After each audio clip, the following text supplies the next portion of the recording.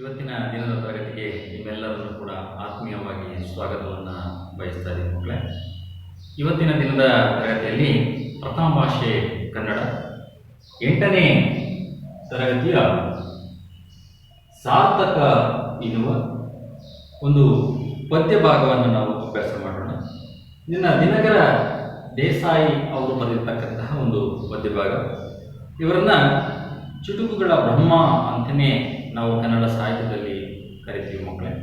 ಇವರು ಬರೆದಿರ್ತಕ್ಕಂತಹ ಒಂದು ಪದ್ಯ ಭಾಗ ಸಾರ್ಥಕ ಎನ್ನುವ ಪದ್ಯ ಭಾಗವನ್ನು ನಾವು ಇವತ್ತಿನ ದಿವಸ ಅಭ್ಯಾಸ ಮಾಡೋಣ.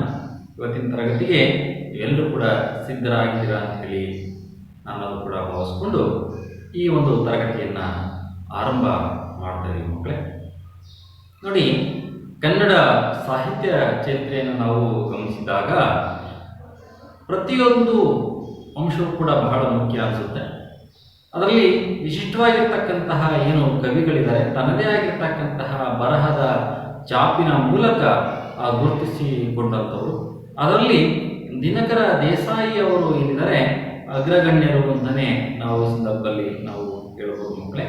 ಅನೇಕ ಚುಟುಕು ಸಾಹಿತ್ಯವನ್ನು ಬರಹ ರೂಪದಲ್ಲಿ ಜಾಗೃತಿ ಮೂಡಿಸಿ ಓದುಗರಿಗೆ ಮೆಚ್ಚುಗೆಯನ್ನು ವ್ಯಕ್ತಪಡಿಸಿ ಮತ್ತು ಜನರ ಒಂದು ಮನಸ್ಸಿನಲ್ಲಿ ಅಚ್ಚಳಿಯದೆ ಉಳಿದಿರ್ತಕ್ಕಂತಹ ಕವಿ ಯಾರಪ್ಪ ಅಂತಂದರೆ, ಸಾಹಿತಿ ಯಾರಪ್ಪ ಅಂತಂದ್ರೆ ದಿನಕರ ದೇಸಾಯಿಯವರು.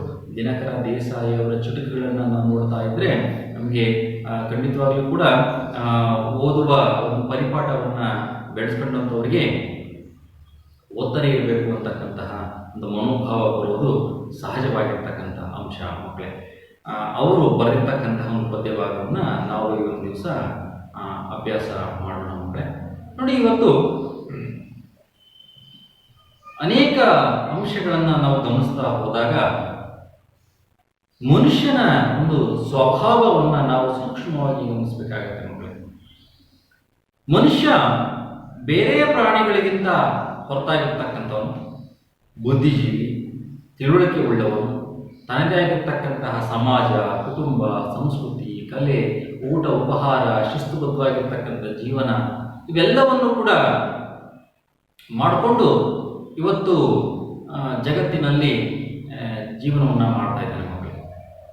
ಆದರೆ ವಿಶೇಷವಾಗಿ ನಾವು ಏನು ಕಾಡು ಪ್ರಾಣಿಗಳನ್ನು ಗಮನಿಸ್ತೀವಿ, ಸಾಕು ಪ್ರಾಣಿಗಳನ್ನು ಗಮನಿಸ್ತೀವಿ, ಅನೇಕ ವಸ್ತುಗಳನ್ನು ಗಮನಿಸ್ತೀವಿ. ಸಂಬಂಧಗಳಿಗೆ ಹೆಚ್ಚು ಬೆಲೆಯನ್ನು ಒತ್ತನ್ನು ಕೊಡುವಂಥದ್ದು ಯಾರಪ್ಪ ಅಂತಂದರೆ ಮನುಷ್ಯ, ಪ್ರಾಣಿ ಅಂತೇಳಿ. ಆದರೆ ಇವತ್ತು ಆ ಮನುಷ್ಯ ಅತಿ ಬುದ್ಧಿವಂತಿಕೆಯಿಂದ ಏನಾಗ್ತಾ ಇದೆ, ಇವತ್ತು ಸ್ವಾರ್ಥತೆಯಿಂದ ಇವತ್ತು ಬದುಕನ್ನು ಸಾಗಿಸ್ತಾ ಇದ್ದಾನೆ. ಪ್ರಾಣಿಗಳಿಗಿಂತ, ವಸ್ತುಗಳಿಗಿಂತ ನೀಚವಾಗಿ ಅವನು ಬದುಕನ್ನು ಸಾಗಿಸ್ತಾ ಇದ್ದಾನೆ. ಮಾನವೀಯ ಮೌಲ್ಯಗಳಿಗೆ ಬೆಲೆಯನ್ನು ಕೊಡ್ತಾ ಇಲ್ಲ, ಸಂಬಂಧಗಳಿಗೆ ಅವನು ಬೆಲೆಯನ್ನು ಕೊಡ್ತಾ ಇಲ್ಲ. ಬರೀ ಹಣದ ಬೆನ್ನನ್ನು ಹತ್ತಿ ಕುರುಡು ಕಾಚಾಣಕ್ಕೆ ಸಿಕ್ಕಿಕೊಂಡು ಅವನಿಗೆ ನೆಲಕ್ಕೆ ಬಿದ್ದು ಹೊರಳಾಡ್ತಾ ಇದ್ದಾನೆ, ಕುಣಿತಾ ಇದ್ದಾನೆ, ನಗ್ತಾ ಇದ್ದಾನೆ, ಹೇಳ್ತಾ ಇದ್ದಾನೆ. ಹುಚ್ಚುತನದ ರೀತಿ ಅವನ ಒಂದು ವ್ಯಾಕುಲಗಳು ಆಗ್ತಾ ಇದ್ದಾವೆ ಅನ್ನೋ ರೀತಿಯಲ್ಲಿ ಇವತ್ತು ಸಂದರ್ಭದಲ್ಲಿ ನಾವು ಭಾಸ ಆಗ್ತಿದೆ ಮಕ್ಕಳೇ. ಹಾಗಾಗಿ ಮನುಷ್ಯ ಇದ್ದಾಗ ಅವನು ಏನೋ ಕೆಲಸ ಕಾರ್ಯಗಳನ್ನು ಮಾಡಿದ್ದಾನೆ, ಒಳ್ಳೆ ಹೆಸರನ್ನ ಮಾಡಿದ್ದಾನೆ, ಅವನ ಒಂದು ಸಾರ್ಥಕ್ಯದ ಜೀವನವನ್ನು ಹೇಗೆ ನಡೆಸಿದ್ದಾನೆ ಅನ್ನೋದು ಯಾವಾಗ ಗೊತ್ತಾಗುತ್ತೆ ಅಂದರೆ ಅವನ ಮರಣದ ಹತ್ತಿರ ಒಂದು ಸಂದರ್ಭದಲ್ಲಿ ಅಥವಾ ಮರಣದ ತರುವಾಯ ಅವನ ಹೆಸರು, ಅವನ ಅಕ್ಕಪಕ್ಕದ ಜನರು ಅವನು ಕಂಡಂತಹ ಕೇಳಿರ್ತಕ್ಕಂತಹ ಅನೇಕ ಅಂಶಗಳನ್ನು ಹೇಳಿದಾಗ ಅವನ ಒಂದು ಅವನ ಬದುಕಿನ ವೈಲಕ್ಷಣ್ಯಗಳು ನಮಗೆ ಗೊತ್ತಾಗ್ತದೆ ಮಕ್ಕಳೇ. ಹಾಗಾಗಿ ಮನುಷ್ಯ ಇದ್ದಾಗ ಪ್ರತಿ ಸ್ವಾರ್ಥತೆಯಿಂದ ಅವನು ಬದುಕಿರ್ತಾನೆ ಅಥವಾ ವರ್ತನೆ ಮಾಡಿರ್ತಾನೆ ಅಂತಕ್ಕಂಥ ಅಂಶಗಳನ್ನು ಗಮನಿಸಿದಾಗ ಅವನ ಸತ್ತನಂತನಾದರೂ ಕೂಡ ಅವನು ಇರೋದಿಲ್ಲ. ಆದರೆ ಅವನು ಸುಟ್ಟಂತಹ ಏನು ಬೂದಿ ಏನಿದೆ, ಕರ್ಕಲಾಗಿರ್ತಕ್ಕಂಥ ಬೂದಿ ಏನಿದೆ, ಆ ಬೂದಿಯಾದರೂ ಕೂಡ ಉಪಕಾರ ಅವನು ಮಾಡಲಿ ಅಥವಾ ಇದ್ದಂಥ ಜೀವಿಗಳಿಗೆ ಒಂದು ಉಪಕಾರದ ಮನೋಭಾವನೆಯಿಂದ ಅವರು ಬದುಕನ್ನು ಸಾಗಿಸುವಂತೆ ಮಾಡಲಿ ಅಂತಕ್ಕಂತಹ ಒಂದು ಅಂಶದ ಹಿನ್ನೆಲೆಯಲ್ಲಿ ದಿನಕರ ದೇಸಾಯಿ ಅವರು ಸಾರ್ಥಕ ಎನ್ನುವ ಪದ್ಯ ಭಾಗವನ್ನು ನಮಗೆ ತಿಳಿಸಿಕೊಟ್ಟಿದ್ದಾರೆ ಮಕ್ಕಳೇ. ಈ ಪದ್ಯ ಭಾಗದ ಅನೇಕ ಅಂಶಗಳನ್ನು ನಾವು ಈ ಸಂದರ್ಭದಲ್ಲಿ ತಿಳ್ಕೊಳ್ಳುವ ಪ್ರಯತ್ನವನ್ನು ಮಾಡೋಣ. ನಾವು ನೇರವಾಗಿ ಪದ್ಯ ಭಾಗ ಕಡೆ ಹೋಗೋಣ ಅಂತೇಳಿ ನಾವು ಭಾವಿಸ್ಕೊಂಡು ಪುಟ ಸಂಖ್ಯೆ 145 ಪದ್ಯ 2 ಸಾರ್ಥಕ ಅಂತೇಳಿ ದಿನಕರ ದೇಸಾಯಿ ಅವರು ಬರೆದಿರ್ತಕ್ಕಂಥ ಒಂದು ಪದ್ಯ ಭಾಗ. ಇವತ್ತು ಸಂದರ್ಭದಲ್ಲಿ ಏನೆಲ್ಲ ಅಂಶಗಳನ್ನು ತಿಳ್ಕೊತೀವಿ ಅನ್ನೋದನ್ನ ನೋಡೋದಕ್ಕಿಂತ ಮುಂಚಿತವಾಗಿ ದಿನಕರ ದೇಸಾಯಿ ಅವರ ಒಂದು ಪರಿಚಯವನ್ನ ನಾವು ಮಾಡ್ಕೊಳ್ಳೋಣ. ಹಾಗೆ ಪದ್ಯ ಭಾಗದಲ್ಲಿ ಬರ್ತಕ್ಕಂತಹ ಕಲಿಕಾಂಶಗಳ ಕಡೆ ನಾವು ಒಂಚೂರು ಗಮನವನ್ನು ಹರಿಸೋಣ ಅಂತೇಳಿ ಹೇಳ್ತಾ ನೋಡಿ, ಪ್ರಥಮ ಭಾಷೆ ಕನ್ನಡ, ತರಗತಿ 8 ಸಾರ್ಥಕ ಎನ್ನುವ ಪದ್ಯ ಭಾಗ ದಿನಕರ ದೇಸಾಯಿ ಅವರು ಬರೆದಿರ್ತಕ್ಕಂಥದ್ದು. ಇವರು ಚುಟುಕುಗಳ ಬ್ರಹ್ಮ ಅಂತಾನೆ ನಾವು ಇವರನ್ನ ಕರಿತೀವಿ ಮಕ್ಕಳೇ. ದಿನಕರ ದೇಸಾಯಿ ಇರತಕ್ಕಂತಹ ಬಿರುದು ಯಾವುದು ಕನ್ನಡ ಸಾಹಿತ್ಯ ಸಂದರ್ಭದಲ್ಲಿ, ಚರಿತ್ರೆ ಸಂದರ್ಭದಲ್ಲಿ ಅಂದರೆ ಚುಟುಕುಗಳ ಬ್ರಹ್ಮ, ಚುಟುಕು ಬ್ರಹ್ಮ ಅಂತಾನೆ ದಿನಕರ ದೇಸಾಯಿ ಅವರನ್ನ ಕರಿತೀವಿ ಮಕ್ಕಳೇ. ನಿಮಗೆ ಕಾಂಪಿಟೇಟಿವ್ ಎಕ್ಸಾಮ್ ಕೇಳಬಹುದು, ಚುಟುಕುಗಳ ಬ್ರಹ್ಮ ಎಂದು ಯಾರು ಪ್ರಖ್ಯಾತಿಯನ್ನು ಹೊಂದಿದ್ದಾರೆ ಅಂತ ಪ್ರಶ್ನೆಯನ್ನು ಕೇಳಿದ್ರೆ ನೀವು ದಿನಕರ ದೇಸಾಯಿ ಅಂತೇಳಿ ನೀವು ಬರಿಬೇಕಾಗುತ್ತೆ ಮಕ್ಕಳಿಗೆ. ಇವರ ಕಾಲ ಎಷ್ಟು? 1909 ಇವರ ಕಾಲ. ಸ್ಥಳ ಉತ್ತರ ಕನ್ನಡ ಜಿಲ್ಲೆಯ ಅಂಕೋಲಾ ತಾಲೂಕಿನ ಅಲಗೇರಿ ಅಂತಕ್ಕಂಥದ್ದು. ದಿನಕರ ದೇಸಾಯಿಯವರ ಸ್ಥಳ ಯಾವುದು ಅಂತಂದ್ರೆ ಉತ್ತರ ಕನ್ನಡ ಜಿಲ್ಲೆಯ ಅಂಕೋಲಾ ತಾಲೂಕಿನ ಅಲಗೇರಿ. ಇವರ ತಂದೆ ಹೆಸರು ದತ್ತಾತ್ರೇಯ ದೇಸಾಯಿ, ತಾಯಿ ಹೆಸರು ಅಂಬಿಕಾ ಅಂತೇಳಿ. ದಿನಕರ ದೇಸಾಯಿಯವರ ತಂದೆ ಹೆಸರು ದತ್ತಾತ್ರೇಯ ದೇಸಾಯಿ, ತಾಯಿ ಹೆಸರು ಅಂಬಿಕಾ ಅಂತ ನೋಡಿ. ದಿನಕರ ಇದೇ ಕಾರಣಕ್ಕೆ ದಿನಕರ ದೇಸಾಯಿಯವರನ್ನ ಚುಟುಕು ಬ್ರಹ್ಮ ಅಂತ ಕರೆದಿದ್ದು. ನಾನು ಹುಟ್ಟಿದ್ದು ಸಖಿ ಅಂಕೋಲಿಯಲ್ಲಿ, ಚಿಂತೆ ಇಲ್ಲದೆ ಸಾಯಬೇಕೆಂಬೆ ಅಲ್ಲಿ. ಅಂಕೋಲೆ ಎನ್ನುವುದು ಕನ್ನಡದ ಕಡಲು, ಈ ಕಡಲಿನೊಳಗಿರಲಿ ದಿನಕರನ ಒಡಲು. ಜನಿಸಿದ ಊರಿನೊಂದಿಗೆ ಕನ್ನಡ ನಾಡನ್ನ ಮಿಳಿತಗೊಳಿಸಿ ತಾವು ಈ ನಾಡಿನಲ್ಲಿ ಜನಿಸಿದ್ದೇ ಸಾರ್ಥಕ ಎಂದವರು ದಿನಕರ ದೇಸಾಯಿ. ಅವರ ಭಾಷೆ ಸರಳವಾಗಿದ್ದು ಭಾವಾರ್ಥ ಅಸಾದೃಶ. ದಿನಕರ ದೇಸಾಯಿ ಅವರಲ್ಲಿದ್ದ ಕನ್ನಡ ಪ್ರೀತಿಯೇ ಸೊಗಸು. ತಮ್ಮ ನಾಡ ಪ್ರೇಮವನ್ನ, ಮನದೊಳಗಿದ್ದ ಅವ್ಯಕ್ತ ಕನ್ನಡದ ಅನುಭೂತಿಯನ್ನ, ಮೈಸೂರಿನ ನಾಡ ಹಬ್ಬದ ಹಿರಿಮೆಯನ್ನ ದಿನಕರ ದೇಸಾಯಿಯವರು ಹೀಗೆ ವ್ಯಕ್ತಪಡಿಸಿದ್ದಾರೆ. ಹೆಜ್ಜೆ ಹಾಕುತ್ತಾ ಬನ್ನಿರಿ ಮುಂದೆ ನೋಡಲು ದಸರೆಯ ಹಬ್ಬವನ್ನು, ಉತ್ಸಾಹದ ಕಿರುಗೆಜ್ಜೆಯ ಕಟ್ಟಿ ಹಾಡಿರಿ ನಾಡಿನ ಕಬ್ಬವನ್ನು, ನಾಡ ಹಬ್ಬ ದಸರೆಯನ್ನು ಹೃದಯ ತುಂಬಿ. ದಿನಕರ ದೇಸಾಯಿಯವರು ಒಂದೇ ನೆಲಗಟ್ಟಿನಲ್ಲಿ ಗುರುತಿಸಿಕೊಂಡವರಲ್ಲ. ಅವರೊಬ್ಬ ಕವಿ, ಸಾಹಿತಿ, ವಿಮರ್ಶಕ, ಪತ್ರಕರ್ತ, ರಾಜಕಾರಣಿ, ಸಮಾಜವಾದಿ, ಸಾಮಾಜಿಕ ಕ್ರಾಂತಿ ಮಾಡಿದ ಮಹಾಚೇತನ. ಸಾಮಾಜಿಕ ವಿಚಾರಗಳೇ ಆಗಿರಲಿ, ರಾಜಕೀಯ, ಪರಿಸರ, ಶಿಕ್ಷಣ ಅಥವಾ ಜೀವನವೇ ಆಗಿರಲಿ, ತಮಗೆ ಸರಿ ಅನ್ನಿಸಿದ ವಿಚಾರವನ್ನ ಅವರು ಟೀಕಿಸದೇ ಇದ್ದವರಲ್ಲ. ರಾಜಕಾರಣವನ್ನ ವಿಡಂಬನೆ ಮಾಡಿ ರಾಜಕಾರಣಿಗಳ ತತ್ಪರತೆಯನ್ನ ಪ್ರಶ್ನಿಸುವ ಛಾತಿ ಅವರ ಚುಟುಕುಗಳಲ್ಲಿತ್ತು. ಅಲಲಾ ಕೇಳೋ ಮಗನೇ ಪೌರುಷದ ಸುದ್ದಿ, ಎಷ್ಟು ಮಂದಿಗೆ ಉಂಟು ಈ ತರದ ಬುದ್ಧಿ. 10 ವರ್ಷದ ಹಿಂದೆ ಇತ್ತು ಲಂಗೋಟಿ, ಈ ಹೊತ್ತು ನೋಡಿದರೆ ಬರೀ 10 ಕೋಟಿ. ದಿನಕರ ದೇಸಾಯಿ ಓರ್ವ ಕಾರ್ಮಿಕ ಮುಖಂಡ, ಹುಟ್ಟು ಹೋರಾಟಗಾರ, ರೈತರ ಸಂಘಟನೆಯನ್ನ ಸಮರ್ಥವಾಗಿ ಮುನ್ನಡೆಸಿದವರು, ವಕೀಲ ವೃತ್ತಿಯನ್ನ ಮಾಡಿದವರು, ಎಲ್ಲಕ್ಕಿಂತ ಮುಖ್ಯವಾಗಿ ರಾಜಕೀಯ ವ್ಯಕ್ತಿಗಳನ್ನ ಬಟಾಬೈಲು ಮಾಡಿದವರು. ನಿಜ ಹೇಳಬೇಕು ಅಂದ್ರೆ ದಿನಕರ ದೇಸಾಯಿಯವರು ಕೂಡ ರಾಜಕಾರಣಿಯಾಗಿ ರಾಜಕಾರಣದ ಒಳ ಹೊರಗನ್ನ ನೋಡಿದವರು. ಆದ್ರೆ ಉಸಿರುಗಟ್ಟಿಸುವ ರಾಜಕಾರಣದ ವಾತಾವರಣದಲ್ಲಿ ಮುಂದುವರಿಯೋಕೆ ಆಗ್ಲಿಲ್ಲ. ಹೀಗಾಗಿ ಅವರು ಶಿಕ್ಷಣ ಕ್ಷೇತ್ರದಲ್ಲಿ ಕ್ರಾಂತಿ ಮಾಡೋಕೆ ಮುಂದಾಗ್ತಾರೆ. ಶಾಲೆಗಳನ್ನ, ಶಿಕ್ಷಣ ಸಂಸ್ಥೆಗಳನ್ನ ಆರಂಭಿಸಿ ಲಕ್ಷಾಂತರ ವಿದ್ಯಾರ್ಥಿಗಳ ಬದುಕು ರೂಪಿಸ್ತಾರೆ. ದೇಸಾಯಿ ಅವರಿಗೆ ಶಿಕ್ಷಣದ ಬಗ್ಗೆ ಎಂತಹ ಕಾಳಜಿ ಇತ್ತು ಅಂದ್ರೆ, ಒಮ್ಮೆ ಆಪ್ತರೊಬ್ಬರು ಬಂದು ನಿಮ್ಮ ವೇಗಕ್ಕೆ ತಕ್ಕಂತೆ ಓಡಾಡಲು ಕಾರನ್ನೇಕೆ ತಗೋಬಾರ್ದು ಅಂತಾರೆ. ಆಗ ದಿನಕರ ದೇಸಾಯಿ ಅವರು ಹೇಗೆ ಹೇಳಿದ್ರು, ನಾನು ಸಾಧಾರಣ ಮನುಷ್ಯ, ನನಗೇಕೆ ವೈಭೋಗ, ಕಾರನ್ನ ತೆಗೆದುಕೊಳ್ಳುವ ಆಸೆಯೂ ಇಲ್ಲ, ಅನಿವಾರ್ಯತೆಯೂ ಇಲ್ಲ. ಹಣವು ವ್ಯರ್ಥ. ಕಾರಿಗೆ ಕೊಡುವ ಹಣದಲ್ಲಿ 2 ಶಾಲೆಗಳನ್ನೇ ತೆರೆಯಬಹುದು. ಇದರಿಂದ 100 ಮಕ್ಕಳಾದ್ರೂ ಉತ್ತಮ ಶಿಕ್ಷಣ ಪಡೆಯುತ್ತಾರೆ. ಮಕ್ಕಳ ಭವಿಷ್ಯವೆಲ್ಲ ಬೆಳಕಾಗುತ್ತೆ.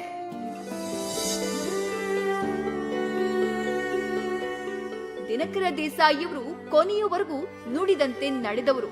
ದೇಸಾಯಿಯವರನ್ನ ಪತ್ರಿಕೋದ್ಯಮ ಕೂಡ ಸೆಳೆದಿತ್ತು. ಅವರು ಜನಸೇವಕ ಕನ್ನಡ ವಾರಪತ್ರಿಕೆಯನ್ನ ಆರಂಭಿಸಿದ್ರು. ಕಂದಾಚಾರ, ಮೌಢ್ಯತೆ, ತಾರತಮ್ಯವನ್ನ ಬಲವಾಗಿ ವಿರೋಧಿಸಿದ ಅವರು ತಾವು ಧರಿಸಿದ್ದ ಜನಿವಾರವನ್ನೇ ತೆಗೆದುಹಾಕಿ ಸಂಪ್ರದಾಯವಾದಿಗಳ ಕೆಂಗಣ್ಣಿಗೂ ಗುರಿಯಾಗಿದ್ರು. ಮೊನ್ನೆಯೇ ಹರಿದು ಹಾಕಿದೆನು ಜನಿವಾರ, ಜನಿವಾರ ಜಾತಿವಾದಿಯ ಸೂತ್ರಧಾರ. ಜಾತಿ ಎಂಬುದು ಕೋತಿ ಮಾನಸಿಕ ಗೋಡೆ, ಈ ಗೋಡೆ ಎನ್ನುವುದು ಭಾರತದ ಬೀಡೆ. ದಿನಕರ ದೇಸಾಯಿಯವರು ಜಾತಿ ಮತಗಳನ್ನ ಮೀರಿದ ಮಹಾಮಾನವತಾವಾದಿ. ಅವರಲ್ಲಿದ್ದ ಸಾಮಾಜಿಕ ಪ್ರಜ್ಞೆಗೆ ಅವರು ಬೆಳೆದ ವಾತಾವರಣ ಹಾಗೂ ಬದುಕಿನ ಅನುಭವಗಳೇ ಕಾರಣವಾಗಿದ್ವು. ದಿನಕರ ದೇಸಾಯಿಯವರು ಜನಿಸಿದ್ದು 1909 ಸೆಪ್ಟೆಂಬರ್ 10ರಂದು ಉತ್ತರ ಕನ್ನಡ ಜಿಲ್ಲೆಯ ಅಂಕೋಲಾದಲ್ಲಿ. ತಂದೆ ದತ್ತಾತ್ರೇಯ ದೇಸಾಯಿ, ತಾಯಿ ಅಂಬಿಕಾ. ಮಗ ಇಂಗ್ಲಿಷ್ ಕಲಿತು ದೊಡ್ಡ ಸಾಹೇಬನಾಗಬೇಕು ಅನ್ನುವ ಆಸೆ ತಾಯಿಯದ್ದು. ಆದ್ರೆ ದೇಸಾಯಿಯವರು 9ನೇ ವಯಸ್ಸಿನಲ್ಲಿದ್ದಾಗಲೇ ತಾಯಿ ನಿಧನರಾಗ್ತಾರೆ. ಅಲಗೇರಿ ಶಾಲೆಯಲ್ಲಿ 4ನೇ ತರಗತಿಯವರೆಗೆ ಕನ್ನಡ ಕಲಿತ ದಿನಕರ ದೇಸಾಯಿಯವರು ಕಾರವಾರದ ಸರ್ಕಾರಿ ಹೈಸ್ಕೂಲ್ನಲ್ಲಿ ಶಿಕ್ಷಣ ಪಡೀತಾರೆ. ಮುಂದೆ ಬೆಂಗಳೂರಲ್ಲಿ ವಿದ್ಯಾಭ್ಯಾಸ ಮುಂದುವರಿಯುತ್ತೆ. ಅಲ್ಲಿ BM Srikantaiah, V Sitaramaiah, TS ವೆಂಕಣ್ಣಯ್ಯನವರು ಗುರುಗಳಾಗಿ ಸಿಗ್ತಾರೆ. BA ಕಲಿಯಲು ಮೈಸೂರು ಮಹಾರಾಜ ಕಾಲೇಜು ಸೇರಿದ ದೇಸಾಯಿಯವರಿಗೆ BM ಶ್ರೀಯವರ ಇಂಗ್ಲಿಷ್ ಕವಿತೆಗಳು ಸಂಕಲನದ ಪ್ರಭಾವ ಬೀರುತ್ತೆ.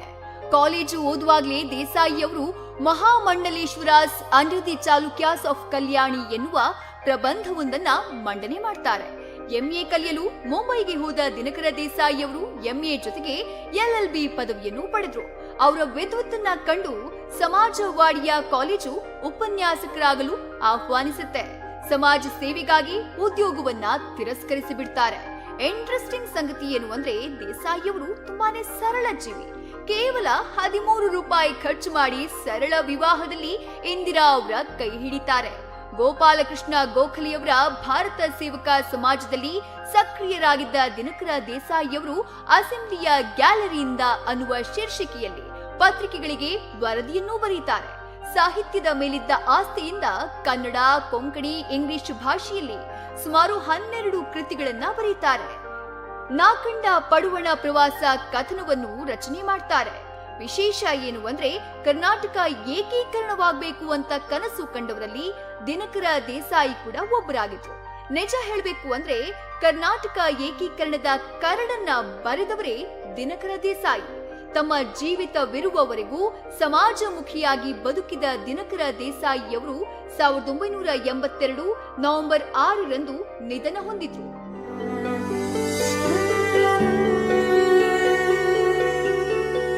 ದಿನಕರ ದೇಸಾಯಿಯವರು ಮತ್ತೆ ಮತ್ತೆ ನೆನಪಾಗೋದೇ ಅವರ ಸರಳತೆಯಿಂದ, ಅವರು ಬದುಕಿದ ರೀತಿಯಿಂದ. ಅವರು ಯಾವತ್ತಿಗೂ ಪ್ರಾತಸ್ಮರಣೀಯರು. ಅವರ ಚುಟುಕುಗಳು ಯಾವತ್ತಿಗೂ ಪ್ರಸ್ತುತ. ನನಗೇಕೆ ಷಷ್ಠ್ಯಬ್ದಿ ಸಾಕು ಬರವಣಿಗೆ, ಕವಿಗೆ ಬೇಕಾಗಿಲ್ಲ ಯಾವ ಮೆರವಣಿಗೆ. ಮೂಲೆಯಲ್ಲಿ ಕುಳಿತು ಬರೆದರೆ ಒಂದು ಪದ್ಯ, ತಾಯ್ನುಡಿಗೆ ಅರ್ಪಿಸಿದ ಹಾಗೆ ನೈವೇದ್ಯ. ದೇಸಾಯಿಯವರ ಒಂದು ವಿದ್ಯಾಭ್ಯಾಸವನ್ನು ನೋಡಿದಾಗ ಇವರು ಮೈಸೂರಿನಲ್ಲಿ BA ಪದವಿಯನ್ನು ಪಡೆದವರು. ಕೊನೆಗೆ ಮುಂಬೈನ ಸೈಂಟ್ ಝೇವಿಯರ್ ಕಾಲೇಜಿನಲ್ಲಿ MA ಪದವಿಯನ್ನು ಪಡ್ಕೊಂಡ್ರು. ಅನೇಕ ವಿವಿಧ ಸಂಘಟನೆಗಳ ಸಂಘಟಕರಾಗಿ, ಪತ್ರಿಕಾ ವರದಿಗಾರರಾಗಿ ಮತ್ತು ಸಂಸದರಾಗಿಯೂ ಕೂಡ ಇವರು ದುಡಿದಿದ್ದಾರೆ. ಇವರು 1906 1982ರಲ್ಲಿ ಇವರು ನಮ್ಮನ್ನೆಲ್ಲ ಬಿಟ್ಟು ಆಗಲಿದ್ದಾರೆ ಅನ್ನೋದಕ್ಕೆ ನನಗೆ ಒಂದು ವ್ಯಥೆಯ ಮನೋಭಾವ ಉಂಟಾಗುತ್ತೆ. ಆದರೂ ಮಕ್ಕಳೇ, ಅವರು ಬರೆದಿರ್ತಕ್ಕಂಥ ಅನೇಕ ಕೃತಿಗಳನ್ನು ನಾವು ನೋಡಿದಾಗ ಅವರ ಒಂದು ಸಾಹಿತ್ಯದ ಅಭಿರುಚಿ ಎಷ್ಟರ ಮಟ್ಟಿಗಿತ್ತು ಅಂತಕ್ಕಂಥದ್ದು, ಅವರ ಬರಹಕ್ಕೆ ಎಷ್ಟು ಶಕ್ತಿ ಇತ್ತು ಅಂತಕ್ಕಂಥ ವಿಚಾರ ನಮಗೆ ಗೊತ್ತಾಗುತ್ತೆ. ಅವರು ಬರೆದಿರ್ತಕ್ಕಂಥ ಕೃತಿಗಳು ಹೂಗಂಚಲು ಅಂತಕ್ಕಂಥದ್ದು, ತರುಣರ ದಸರೆ, ಕಡಲ ಕನ್ನಡ, ದಿನಕರನ ಚೌಪದಿ ಅಂತಕ್ಕಂಥದ್ದು. ಮತ್ತೆ ಇವರ ಕೃತಿಗಳಿಗೆ ಅನೇಕ ಪ್ರಶಸ್ತಿಗಳು ಸಂದಿವೆ.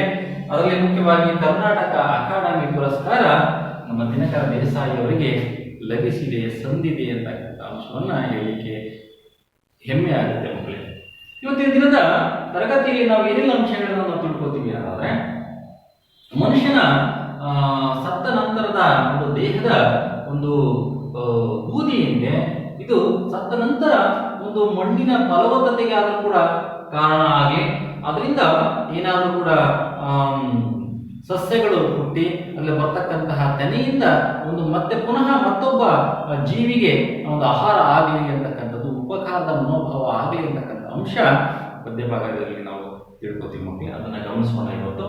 ಹಾಗೆ ಸತ್ತ ನಂತರವಾದರೂ ಕೂಡ ಮನುಷ್ಯನ ದೇಹದ ಉಪಕಾರ ಮನೋಭಾವದಿಂದ ಸಾರ್ಥಕ್ಯಗೊಳ್ಳಿ ಅಂತಕ್ಕಂಥ ಅಂಶವನ್ನ ನಾವು ವಿದ್ಯಾರ್ಥಿಗೆ ತಿಳಿಸುವಂತಹ ಒಂದು ದೃಷ್ಟಿಕೋನವನ್ನು ಇಟ್ಕೊಂಡು ಈ ಪದ್ಯ ಭಾಗವನ್ನ ಅಭ್ಯಾಸ ಮಾಡಬೇಕಾಗ್ತದೆ ಮಕ್ಕಳೇ. ಅಂದ್ರೆ ಇವತ್ತು ಜಗತ್ತಿನಲ್ಲಿ ಪ್ರತಿಯೊಬ್ಬ ಮನುಷ್ಯನು ಕೂಡ ತನ್ನಷ್ಟಕ್ಕೆ ತಾನಿಲ್ಲ. ಕಷ್ಟ ಸುಖ ಮನುಷ್ಯನ ಒಂದು ಅವಿಭಾಜ್ಯ ಅಂಗ. ಆ ಎರಡೂ ಅಂಶಗಳನ್ನ ಜೊತೆಗೇನೆ ಮತ್ತೊಬ್ಬ ಮನುಷ್ಯ ಸ್ನೇಹಿತರಾಗಲಿ, ತಂದೆ ತಾಯಿಗಳಾಗಲಿ, ಕುಟುಂಬ ವರ್ಗದವರಾಗಲಿ ಅವರೆಲ್ಲರೂ ಕೂಡ ಇರಬೇಕಾಗ್ತದೆ. ಒಂದು ಚಕ್ರದ ಬಂಡಿ ಸರಾಗವಾಗಿ ಹೋಗ್ಬೇಕು ಅಂದ್ರೆ ಎರಡೂ ಚಕ್ರವೂ ಕೂಡ ಅವಶ್ಯಕತೆನೆ. ಆ ಎರಡೂ ಚಕ್ರಗಳು ಸರಾಗವಾಗಿ ಹೋದಾಗ ಮಾತ್ರ ಜೀವನದ ಬಂಡಿ ಯಾವುದೇ ಒಂದು ಅಡೆತಡೆಗಳಿಂದಲೇ ನಿಧಾನವನ್ನು ಚಲಿಸ್ತಾ ಇರುತ್ತೆ ಮಕ್ಕಳೇ. ಅದಕ್ಕಾಗಿ ನಾವು ಆ ಎರಡು ಚಕ್ರಗಳು ಆಗ್ಲಿಕ್ಕೆ, ಸುಖ ಮತ್ತೆ ದುಃಖ ಇವೆರಡೂ ಕೂಡ ಸರಾಗವಾಗಿ ಹೋಗ್ಲಿಕ್ಕೆ ನಮಗೆ ಅಕ್ಕಪಕ್ಕದಲ್ಲಿರ್ತಕ್ಕಂತಹ ಒಂದು ಏನು ಮನುಷ್ಯ ಸಂಬಂಧಗಳೇನಿದ್ದಾವೆ ಆ ಮನುಷ್ಯ ಸಂಬಂಧಗಳು ಬಹಳ ಮುಖ್ಯ ಆಗ್ತದೆ ಮಕ್ಕಳೇ. ಅದಕ್ಕಾಗಿ ಇದ್ದಾಗ ಮನುಷ್ಯನ ಸ್ವಭಾವ ಬಹಳ, ನಮ್ಮ ವರ್ತನೆಗಳು, ಮಾತಾಡುವಂತಹ ಮಾತುಗಳು, ಇರುವಂತಹ ಒಂದು ಏನು ಮನೋಭಾವ ಇವೆಲ್ಲವೂ ಕೂಡ ಬಹಳ ಮುಖ್ಯ ಆಗ್ತದೆ ಮಕ್ಕಳೇ. ಅದಕ್ಕೆ ಮನುಷ್ಯನ ಪ್ರತಿಯೊಬ್ಬ ಮನುಷ್ಯನೂ ಕೂಡ ಗಮನಿಸ್ತಾ ಇರ್ತಾನೆ, ಯಾರು ಕೂಡ ಗಮನಿಸ್ತಾ ಇಲ್ಲ ಅಂತ ಅಲ್ಲ. ಅವನ ಸ್ವಭಾವ ಹೇಗಿದೆ, ಮನಸ್ಥಿತಿ ಏನಿದೆ, ಅವನಲ್ಲಿರ್ತಕ್ಕಂಥ ಗುಣಗಳು ಹೇಗಿದ್ದಾವೆ ಅಂತಕ್ಕಂಥ ಅಂಶವನ್ನು ನಾವು ಇವತ್ತಿನ ದಿವಸ ನೆನಪಲ್ಲಿ ಇಟ್ಕೋಬೇಕು ಮಕ್ಕಳೇ. ಅವೆಲ್ಲ ಒಳ್ಳೆ ರೀತಿಯಾಗಿದ್ದರೆ ಸತ್ತ ನಂತರ ಆ ಮನುಷ್ಯನ ಹೆಸರು, ಸ್ವಭಾವ, ಗುಣಗಳನ್ನು ನಾವು ನೆನಪು ಮಾಡ್ಕೊಳ್ತಾ ಇರ್ತೀವಿ. ಮತ್ತೆ ಉಪಕಾರದ ಮನೋಭಾವ, ಇನ್ನೊಬ್ಬರಿಗೆ ಸಹಾಯವನ್ನು ಮಾಡ್ತಕ್ಕಂಥ ಒಂದು ಮನೋಭಾವವು ಕೂಡ ಮನುಷ್ಯನು ಬೆಳೆಸ್ಕೊಳ್ಬೇಕಾಗ್ತದೆ. ಅದು ಬಹಳ ಮುಖ್ಯ ಅಂಥೇಳಿ ನಾವು ಈ ಸಂದರ್ಭದಲ್ಲಿ ಹೇಳ್ತಾ, ದಿನಕರ ದೇಸಾಯಿಯವರು ಈ ಪದ್ಯ ಭಾಗದಲ್ಲಿ ಏನೆಲ್ಲ ಅಂಶಗಳನ್ನು ಹೇಳಿದ್ದಾರೆ ಅನ್ನೋದನ್ನ ನಾವು ಗಮನಿಸೋಣ ಮಕ್ಕಳೇ.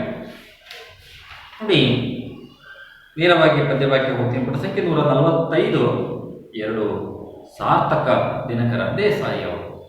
ಗಮನಿಸಿ. ನನ್ನ ದೇಹದ ಬೂದಿ ಗಾಳಿಯಲ್ಲಿ ತೂರಿ ಬಿಡಿ, ಹೋಗಿ ಬೀಳಲಿ ಭತ್ತ ಬೆಳೆಯುವಲ್ಲಿ, ಬೂದಿ ಗೊಬ್ಬರದಿಂದ ತೆನೆಯೊಂದು ನೆಗೆದು ಬರೆ, ಧನ್ಯವಾಯಿತು ಹುಟ್ಟು ಸಾವಿನಲ್ಲಿ. ನನ್ನ ದೇಹದ ಬೂದಿ ಗಾಳಿಯಲ್ಲಿ ತೂರಿ ಬಿಡಿ, ಹೋಗಿ ಬೀಳಲಿ ಭತ್ತ ಬೆಳೆಯುವಲ್ಲಿ, ಬೂದಿ ಗೊಬ್ಬರದಿಂದ ತೆನೆಯೊಂದು ನೆಗೆದು ಬರೆ, ಧನ್ಯವಾಯಿತು ಹುಟ್ಟು ಸಾವಿನಲ್ಲಿ. ನನ್ನ ದೇಹದ ಬೂದಿ ಹೊಳೆಯಲ್ಲಿ ಹರಿಯಬಿಡಿ, ತೇಲಿ ಬೀಳಲಿ ಮೀನ ಬಾಯಿಯಲ್ಲಿ, ಮುಷ್ಟಿ ಬೂದಿಯ ತಿಂದು ಪುಷ್ಟವಾಗಲು ಮೀನು, ಧನ್ಯವಾಯಿತು ಹುಟ್ಟು ಸಾವಿನಲ್ಲಿ. ನನ್ನ ದೇಹದ ಬೂದಿ ಹೊಳೆಯಲ್ಲಿ ಹರಿಯಬಿಡಿ, ತೇಲಿ ಬೀಳಲಿ ಮೀನ ಬಾಯಿಯಲ್ಲಿ, ಮುಷ್ಟಿ ಬೂದಿಯ ತಿಂದು ಪುಷ್ಟವಾಗಲು ಮೀನು, ಧನ್ಯವಾಯಿತು ಹುಟ್ಟು ಸಾವಿನಲ್ಲಿ. ನನ್ನ ದೇಹದ ಬೂದಿ ಕೊಳದಲ್ಲಿ ಬೀಗಿ ಬಿಡಿ, ತಾವರೆಯು ದಿನ ದಿನವೂ ಅರಳುವಲ್ಲಿ, ಬೂದಿ ಕೆಸರನ್ನು ಕೂಡಿ ಹೊಸ ಪಂಕಜವು ಮೂಡೆ, ಧನ್ಯವಾಯಿತು ಹುಟ್ಟು ಸಾವಿನಲ್ಲಿ. ನನ್ನ ದೇಹದ ಬೂದಿ ಕೊಳದಲ್ಲಿ ಬೀಗಿ ಬಿಡಿ, ತಾವರೆಯು ದಿನ ದಿನವೂ ಅರಳುವಲ್ಲಿ, ಬೂದಿ ಕೆಸರನ್ನು ಕೂಡಿ ಹೊಸ ಪಂಕಜವು ಮೂಡೆ, ಧನ್ಯವಾಯಿತು ಹುಟ್ಟು ಸಾವಿನಲ್ಲಿ. ಸತ್ತ ಮೇಲಾದರೂ ದೇಹ ಸೇವೆಗೆ ನಿಲ್ಲಲಿ, ಇಂದಿಗೀ ನರ ಜನ್ಮ ಸೇವೆಯೆಂದು, ತನ್ನ ಸ್ವಾರ್ಥವನೆನೆದು ವ್ಯರ್ಥವಾಗಿದೆ ದೇಹ, ನಿಜ ಸೇವೆಗೈಯಲಿಕ್ಕೆ ಬರಲಿ ಮುಂದು. ಸತ್ತ ಮೇಲಾದರೂ ದೇಹ ಸೇವೆಗೆ ನಿಲ್ಲಲಿ, ಇಂದಿಗೀ ನರ ಜನ್ಮ ಸೇವೆಯೆಂದು, ತನ್ನ ಸ್ವಾರ್ಥವನೆನೆದು ವ್ಯರ್ಥವಾಗಿದೆ ದೇಹ, ನಿಜ ಸೇವೆಗೈಯಲಿಕ್ಕೆ ಬರಲಿ ಮುಂದು, ನಿಜ ಸೇವೆಗೈಯಲಿಕ್ಕೆ ಬರಲಿ ಮುಂದು. ತುಂಬ ಅದ್ಭುತವಾಗಿರ್ತಕ್ಕಂತಹ ಪದ್ಯಭಾಗ ಮಕ್ಕಳ ದಿನಕರ ದೇಸಾಯಿ ಅವರು ಬರೆದಿರ್ತಕ್ಕಂತಹ ಒಂದು ಪದ್ಯ ಭಾಗ. ಈ ಪದ್ಯಭಾಗಕ್ಕೆ ಬರ್ತಕ್ಕಂತಹ ಕಠಿಣ ಪದಗಳನ್ನು ಗಮನಿಸಬೇಕು ಮಕ್ಕಳಿಗೆ. ಇಲ್ಲಿ ಪಂಕಜ ಅಂತಂದ್ರೆ ಪಂಕ ಅಂದ್ರೆ ಕೆಸರಲ್ಲಿ ಹುಟ್ಟುವಂತಹ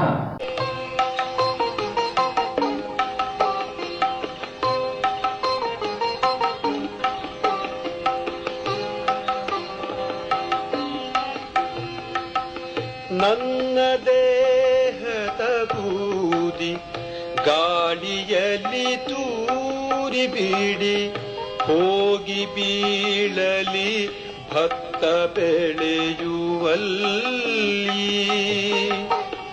ಬೂದಿ ಗೊಬ್ಬರದಿಂದ ತೆನೆಯೊಂದು ನೆಗೆದು ಬರೆ ಧನ್ಯವಾಯಿತು ಹುಟ್ಟು ಸಾವಿನಲ್ಲಿ ಧನ್ಯವಾಯಿತು ಹುಟ್ಟು ಸಾವಿನಲ್ಲಿ.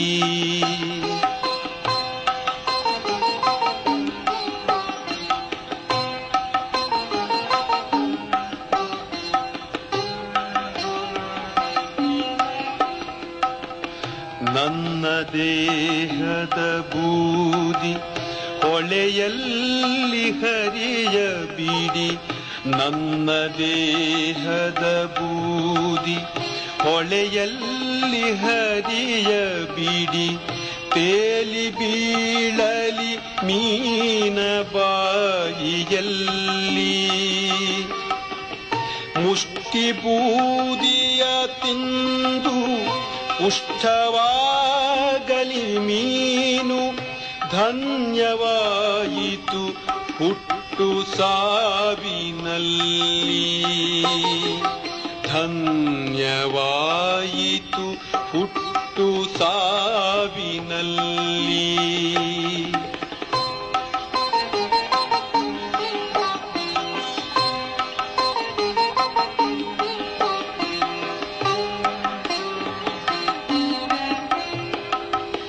ನನ್ನ ದೇಹದ ಬೂದಿ ಕೊಳದಲ್ಲಿ ಸೇರಿ ಬಿಡಿ ನನ್ನ ದೇಹದ ಬೂದಿ ಕೊಳದಲ್ಲಿ ಸೇರಿ ಬಿಡಿ ತಾವರೆಯು ದಿನ ದಿನವೂ ಅರಳುವಲ್ಲಿ ಬೂದಿ ಕೆಸರನು ಕೂಡಿ ಹೊಸ ಪಂಕಜವು ಮೂಡೆ ಬೂದಿ ಕೆಸರನು ಕೂಡಿ ಹೊಸ ಪಂಕಜವು ಮೂಡೆ ಧನ್ಯವಾಯಿತು ಹುಟ್ಟು ಸಾವಿನಲ್ಲಿ ಧನ್ಯವಾಯಿತು ಹುಟ್ಟು ಸಾವಿನಲ್ಲಿ.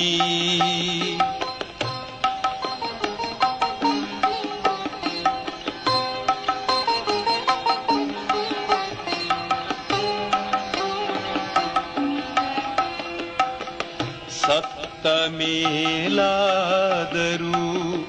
ದೇಹ ಸೇವೆಗೆ ನಿಲ್ಲಲಿ ಸತ್ತ ಮೇಲಾದರೂ ದೇಹ ಸೇವೆಗೆ ನಿಲ್ಲಲಿ ಇಂದಿಗೀ ನರ ಜನ್ಮ ಸೇವೆಯೆಂದು ತನ್ನ ಸ್ವಾರ್ಥವ ನೆನೆದು ವ್ಯರ್ಥವಾಗಿದೆ ದೇವ ನಿಜ ಸೇವೆಗೈಯಲಿಕೆ ಬರಲಿ ಮುಂದು ನನ್ನ ದೇಹದ ಬೂದಿ ಗಾಳಿಯಲಿ ತೂರಿ ಬಿಡಿ ಹೋಗಿ ಬೀಳಲಿ ಭತ್ತ ಬೆಳೆಯುವಲ್ಲಿ ಬೂದಿ ಗೊಬ್ಬರದಿಂದ ತೆನೆಯೊಂದು ನೆಗೆದು ಬರೆ ಧನ್ಯವಾಯಿತು ಹುಟ್ಟು ಸಾವಿನಲ್ಲಿ ಧನ್ಯವಾಯಿತು ಹುಟ್ಟು ಸಾವಿನಲ್ಲಿ. ವಿರುದ್ಧಾರ್ಥಕ ಪದಗಳ ಹುಟ್ಟು ಸಾವು ಜನನ ಮರಣ ಅಂತೇಳಿ ನಾವು ಗಮನಿಸ್ತೀವಿ ಮಕ್ಕಳೇ. ನೋಡಿ, ಈ ಒಂದು ಮನುಷ್ಯನ ಜೀವನ ಸಾರ್ಥಕ್ಯಗೊಳ್ಳುವಂಥದ್ದು ಯಾವಾಗ? ಹುಟ್ಟು ನಮಗೆ ಗೊತ್ತಿಲ್ಲ, ಹುಟ್ಟಿನ ಮುಂಚೆ ಏನಾಗಿತ್ತು ಅಂತಕ್ಕಂಥ ಅಂಶವೂ ಕೂಡ ನಮಗೆ ಪ್ರಜ್ಞೆಗೆ ಇಲ್ಲ. ಮರಣದ ತರುವಾಯ ಏನೆಲ್ಲ ಆಗುತ್ತೆ ಅಂತಕ್ಕಂಥ ಅಂಶವೂ ಕೂಡ ನಮಗೆ ಗೊತ್ತಿಲ್ಲ. ಹುಟ್ಟು ಮತ್ತೆ ಸಾವು ಇವೆರಡು ನಡುವಣ ಇರ್ತಕ್ಕಂತಹ ಬದುಕೇನಿದೆ, ಜೀವನ ಏನಿದೆ, ಮನುಷ್ಯನ ಜೀವನ ಏನಿದೆ, ಇದು ಸಾರ್ಥಕ್ಯಗೊಳ್ಳಬೇಕು, ಸಾರ್ಥಕವಾಗಬೇಕು ಅಂತಕ್ಕಂಥ ಅಂಶವನ್ನ ನಾವು ಗಮನದಲ್ಲಿ ಇಟ್ಕೊಂಡು ಬದುಕನ್ನು ಸಾಗಬೇಕಾಗಿದೆ ಅಂತಕ್ಕಂತಹದ್ದು ಕವಿಯ ಆಶಯ ಮಕ್ಕಳೇ. ಆದರೆ ಹುಟ್ಟು ಮತ್ತು ಸಾವು ನಡುವಣ ಇರತಕ್ಕಂಥ ಜೀವನ ಸಾರ್ಥಕ್ಯಗೊಳ್ಳದೇ ಇದ್ದಾಗ ಸತ್ತ ಮೇಲಾದರೂ ಕೂಡ ಸುಟ್ಟಂತಹ ಬೂದಿ, ಮನುಷ್ಯನ ದೇಹದ ಬೂದಿ ಏನಿದೆ ಅದಾದರೂ ಕೂಡ ಇದ್ದಂಥವರಿಗೆ ಉಪಕಾರದ ಮನೋಭಾವ ಒಂದು ಅದರಲ್ಲಾದರೂ ಕೂಡ ಸಾರ್ಥಕ ಆಗಲಿ ಅಂತಕ್ಕಂಥ ಒಂದು ಮನೋಭಾವ ಕವಿಯ ಒಂದು ಭಾವನೆಗೆ ಇದೆ ಅಂತಕ್ಕಂಥದ್ದು. ಅದಕ್ಕೆ ಅನೇಕ ನಿದರ್ಶನಗಳನ್ನು, ಉದಾಹರಣೆಗಳನ್ನು ನಮಗೆ ಕೊಡ್ತಾರೆ ಮಕ್ಕಳೇ. ಅದನ್ನು ನಾವು ಸೂಕ್ಷ್ಮವಾಗಿ ಗಮನಿಸಬೇಕಾಗ್ತದೆ. ಇವತ್ತು ನೋಡಿ, ಮನುಷ್ಯ ಇದ್ದಂತಾಗ ಅವನ ವರ್ತನೆಗಳನ್ನು ನೋಡಬೇಕು ನೀವು. ದುಡ್ಡು ಇದ್ದಾಗ ಅವನ ವರ್ತನೆಗಳು, ದುಡ್ಡು ಇಲ್ಲದೆ ಇರತಕ್ಕಂಥ ಸಂದರ್ಭದಲ್ಲಿ ವರ್ತನೆಗಳು, ಸಂಬಂಧಗಳು ಇದ್ದಾಗ ಅವನ ವರ್ತನೆಗಳು, ಸಂಬಂಧಗಳು ಇಲ್ಲದೆ ಇದ್ದಾಗ ವರ್ತನೆಗಳು, ಅವನ ಒಂದು ಬದುಕಿನ ವೈಲಕ್ಷಣ್ಯಗಳು ದಿನಪ್ರತಿ ಬದಲಾವಣೆಗಳು ಆಗ್ತಾ ಹೋಗುವಂತಹ ಮನೋಭಾವ, ಚಾಂಚಲ್ಯದ ಮನೋಭಾವ ಇದೆ ಮಕ್ಕಳೇ. ಅದನ್ನು ಅಂಶವನ್ನು ಇಟ್ಕೊಂಡು ಯಾಕೆ ಈ ರೀತಿಯಾಗಿ ಮನುಷ್ಯ ವರ್ತನೆ ಮಾಡ್ತಾ ಇದ್ದಾನೆ? ಯಾವತ್ತೂ ಕೂಡ ಮರಕ್ಕಿನ ಮರ ದೊಡ್ಡದಾಗಿರುತ್ತೆ ಅಂತ ಹಿರಿಯರು ಹೇಳ್ತಾರೆ ಮಕ್ಕಳಿಗೆ. ನಾವು ಯಾವತ್ತೂ ಕೂಡ ಹುಲ್ಲಾಗಿರಬೇಕು. ಆ ಗಾಳಿಗೆ ಮಳೆಗೆ ಬಂದಾಗ ಪುನಃ ಆ ಹುಲ್ಲು ತಲೆ ಎತ್ತಿ ಹೇಗೆ ನಿಲ್ತದೋ ಆ ರೀತಿಯಾಗಿ ನಮ್ಮ ಬದುಕು ಇರಬೇಕು, ಎಲೆಮರೆ ಕಾಯಿಯಾಗಿ ಇರಬೇಕು. ಹೀಗೆ ಬದುಕಿನ ಅನುಭವಗಳನ್ನು ಒಬ್ಬೊಬ್ಬರು ಒಂದೊಂದು ರೀತಿಯಾಗಿ ಹೇಳ್ತಾರೆ ಮಕ್ಕಳೇ. ಆ ರೀತಿಯಾಗಿ ಬದುಕನ್ನು ಸಾಗಿಸಿದಾಗ ಮಾತ್ರ ಇವತ್ತು ಒಳ್ಳೆಯ ಸಾರ್ಥಕ್ಯದ ಜೀವನವನ್ನು ಮಾಡಲಿಕ್ಕೆ ಸಾಧ್ಯತೆ ಇದೆ ಎನ್ನುವ ಅಂಶವನ್ನು ನಾವು ಗಮನಿಸಬೇಕಾಗ್ತದೆ ಮಕ್ಕಳೇ. ಅದರಲ್ಲಿ ಮೊದಲನೇ ಪದ್ಯಭಾಗದಲ್ಲಿ ಗಮನಿಸಿಲಿ, ದಿನಕರ ದೇಸಾಯಿ ಅವರು ತನ್ನನ್ನೇ ಉದಾಹರಣೆಯಾಗಿ ಇಟ್ಕೊಂಡು ಹೇಳ್ತಾರೆ ನೋಡಿ ಇಲ್ಲಿ, ನನ್ನ ದೇಹದ ಬೂದಿ ಗಾಳಿಯಲ್ಲಿ ತೂರಿ ಬಿಡಿ, ಹೋಗಿ ಬೀಳಲಿ ಭತ್ತ ಬೆಳೆಯುವಲ್ಲಿ.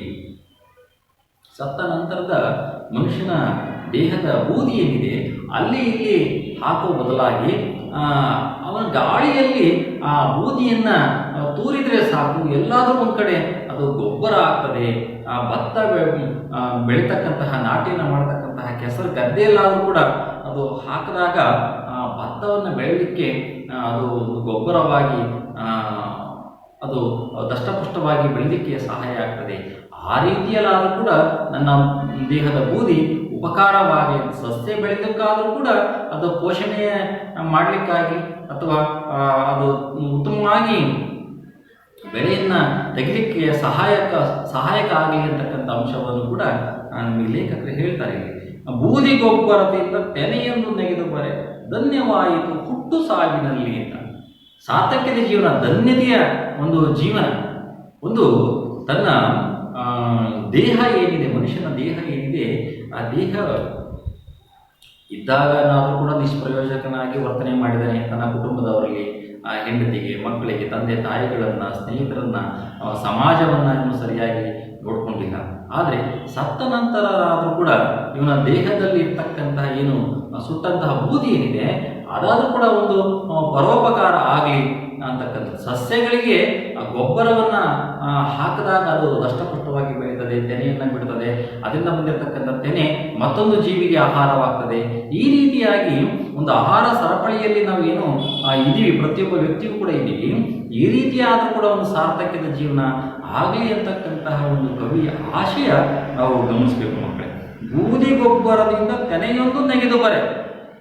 ಆ ಬೂದಿಯನ್ನು ಅಥವಾ ಗೊಬ್ಬರ, ಆ ಬೂದಿಯ ರೂಪದಲ್ಲಿರ್ತಕ್ಕಂಥ ಗೊಬ್ಬರವನ್ನು ಆ ಸಸ್ಯಕ್ಕೆ ಹಾಕಿದಾಗ ಅದು ಒಂದು ಅದರಲ್ಲಿ ಬರ್ತಕ್ಕಂಥ ತೆನೆ ಏನಿದೆ, ಆ ತೆನೆಯಿಂದ ಆ ಮನುಷ್ಯನ ದೇಹದ ಒಂದು ಹುಟ್ಟು ಸಾವಿನ ಒಂದು ಏನು ಅಂಶ ಏನಿದೆ ಅದರ ಒಂದು ಧನ್ಯತೆ ಇದರಲ್ಲಿ ನಾವು ಕಾಣ್ತೀವಿ ಅಂತ. ಏನು ಸುಟ್ಟಂತಹ ದೇಹದ ಬೂದಿಯಲ್ಲಿ ಅದು ಇನ್ನೊಬ್ಬರಿಗೆ ಉಪಕಾರ ಆದರೆ, ಸಸ್ಯಗಳಿಗೆ ಅಥವಾ ಮಣ್ಣಿಗೆ, ಮಣ್ಣಿನ ಒಂದು ಗುಣಕ್ಕೆ ಸೇರಿಕೊಂಡಾಗ ಅವನ ಒಂದು ಸಾರ್ಥಕತೆ ಜೀವನ ಒಂದು ಸಾರ್ಥಕ ಆಗುತ್ತೆ ಅಂತಕ್ಕಂಥ ಅಂಶವನ್ನು ನಮಗೆ ಲೇಖಕರು ಹೇಳ್ತಾರೆ ಮಕ್ಕಳೇ. ನನ್ನ ದೇಹದ ಬೂದಿ ಗಾಳಿಯಲ್ಲಿ ತೂರಿಬಿಡಿ, ಹೋಗಿ ಬೀಳಲಿ ಭತ್ತ ಬೆಳೆಯುವಲ್ಲಿ. ಭತ್ತ ಬೆಳೆಯಲಾದರೂ ಕೂಡ ನನ್ನ ಒಂದು ದೇಹದ ಬೂದಿ ಹೋಗಲಿ, ಅಲ್ಲಾದರೂ ಕೂಡ ಸಾರ್ಥಕ್ಯವನ್ನು ಮಾಡಲಿ, ಆ ಭತ್ತ ಬೆಳೆಯಲಿಕ್ಕೆ ಸಸ್ಯಗೆ ಗೊಬ್ಬರವಾದರೂ ಕೂಡ ಆಗಲಿ ಅಂತಕ್ಕಂಥ ಮನೋಭಾವ ದಿನಕರ ದೇಸಾಯಿ ಅವರು. ಹಾಗೆ ಎರಡನೇ ಅಂಶವನ್ನು ಗಮನಿಸಿ, ನನ್ನ ದೇಹದ ಬೂದಿ ಹೊಳೆಯಲ್ಲಿ ಹರಿಯಬಿಡಿ, ತೇಲಿ ಬೀಳಲಿ ಮೀನ ಬಾಯಿಯಲ್ಲಿ ಅಂತಕ್ಕಂಥ ಮತ್ತೊಂದು ಅಂಶವನ್ನು ಹೇಳ್ತಾರೆ. ನನ್ನ ದೇಹದ ಸುಟ್ಟಂತಹ ಬೂದಿ ಏನಿದೆ ಅದನ್ನು ನೀರಲ್ಲಿ ಇರುವಂತಹ ಮೀನಿಗೆ ಬಾಯಿಗೆ ಹಾಕಿ ಅದರಲ್ಲಾದರೂ ಕೂಡ ಅದನ್ನು ತಿಂದು ಆಹಾರ ತಿಂದು ಅದು ದಷ್ಟಪುಷ್ಟವಾಗಿ ಬೆಳೀಲಿ, ಅದರ ಒಂದು ಜೀವ ಆದರೂ ಕೂಡ ಉಳಿಲಿ, ಅದರ ಬದುಕಾದರೂ ಕೂಡ ಚೆನ್ನಾಗಿ ಇರಲಿ ಅಂತಕ್ಕಂಥ ಒಂದು ಅಂಶವನ್ನು ಹೇಳುವಂಥದ್ದು. ಮುಷ್ಟಿ ಬೂದಿಯ ತಿಂದು ಪುಷ್ಟವಾಗಲು ಮೀನು ಧನ್ಯವಾಯಿತು ಹುಟ್ಟು ಸಾವಿನಲ್ಲಿ. ಮನುಷ್ಯನ ದೇಹದ ಬೂದಿನ ನೀರಿನಲ್ಲಿ ಹಾಕಿದಾಗ ಆ ಮೀನು ಅವುಗಳನ್ನು ತಿಂದ್ಕೊಂಡು ಬದುಕನ್ನು ಸಾಗಿಸಲಿ, ಚೆನ್ನಾಗಿ ಇರಲಿ, ಹಾಗಾದರೂ ಕೂಡ ಮನುಷ್ಯನ ದೇಹದ ಒಂದು ಸಾರ್ಥಕ್ಯ ಒಂದು ಆಗಲಿ ಅಂತಕ್ಕಂಥದ್ದು. ಮನುಷ್ಯ ಏನೋ ವಚನಕಾರ ಬಹಳ ಶ್ರೇಷ್ಠವಾಗಿ ಹೇಳ್ತಾರೆ, ಪ್ರಾಣಿ ಪಕ್ಷಿಗಳನ್ನು ಸತ್ತ ನಂತರನಾದರೂ ಕೂಡ ದೇಹವನ್ನು ಕೊಂಡುಕೋತಾರಂತೆ. ಆದರೆ ಮನುಷ್ಯನ ದೇಹವನ್ನು ಒಂದು ಅಡಿಕೆಯಲ್ಲೂ ಕೂಡ ಅವರು ಖರೀದಿ ಮಾಡಲಿಕ್ಕೆ ಸಾಧ್ಯತೆ ಇಲ್ಲ. ಅಷ್ಟು ಬೇಡವಾಗಿರ್ತಕ್ಕಂತಹ ಮನುಷ್ಯನ ದೇಹವನ್ನು ಹೀಗಾದರೂ ಕೂಡ ಅವನ ದೇಹ ಸಾರ್ಥಕ್ಯಗೊಳ್ಳಲಿ ಅಂತಕ್ಕಂಥ ಅಂಶವನ್ನು ದಿನಕರ ದೇಸಾಯಿಯವರು ಪ್ರತಿಯೊಂದು ಅಂಶವನ್ನು ಕೂಡ ಉದಾಹರಣೆಯಾಗಿ ಕೊಡುವಂಥದ್ದು. ಒಂದು ಸತ್ತ ನಂತರದ ದೇಹದ ಬೂದಿ ಸಸ್ಯಗಳಲ್ಲಾದರೂ ಕೂಡ ಸಸ್ಯ ಬೆಳಲಿಕ್ಕಾದರೂ ಕೂಡ ಪುಷ್ಟಿಯನ್ನು ನೀಡುವಂಥದ್ದು.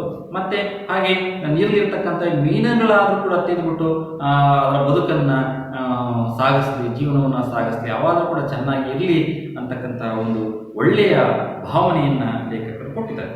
ಹಾಗೆ ಮೂರನೇ ಪದ್ಯ ಭಾಗದಲ್ಲಿ, ನನ್ನ ದೇಹದ ಬೂದಿ ಕೊಳದಲ್ಲಿ ಬೀಗಿ ಬಿಡಿ, ತಾವರೆಯು ದಿನ ದಿನವೂ ಅರಳುವಲ್ಲಿ. ತಾವರೆ ಹೂವು ಕೆಸರಲ್ಲಿ ಬಹಳ ಸುಂದರವಾಗಿ ಬೆಳೀತಾ ಇರ್ತದೆ. ಅದು ದಿನನಿತ್ಯ ಅದರ ಏನು ಅರಳುವಿಕೆ, ಮುದುಡುವಿಕೆ ಅಂತಕ್ಕಂತಹ ಏನು ದಿನಪ್ರತಿ ಇರ್ತಕ್ಕಂಥ ಅಂಶವನ್ನು ಮನುಷ್ಯನ ದೇಹದ ಬೂದಿಯನ್ನು ಅದಕ್ಕಾದ್ರೂ ಕೂಡ ಹಾಕಿದಾಗ ಗೊಬ್ಬರವಾಗಿ ಅದು ತೆಗೆದುಕೊಂಡು ಇನ್ನೂ ಪುಷ್ಟವಾಗಿ ಸುಂದರವಾಗಿ ಎಲ್ಲರಿಗೆ ಕಣ್ಣಿಗೆ ಮುದ ನೀಡುವಂತೆ ಅದು ಅರಳಲಿ ಅಂತಕ್ಕಂಥ ಒಂದು ಆಶಯ ಪದ್ಯ ಭಾಗದಲ್ಲಿ ಇದೆ.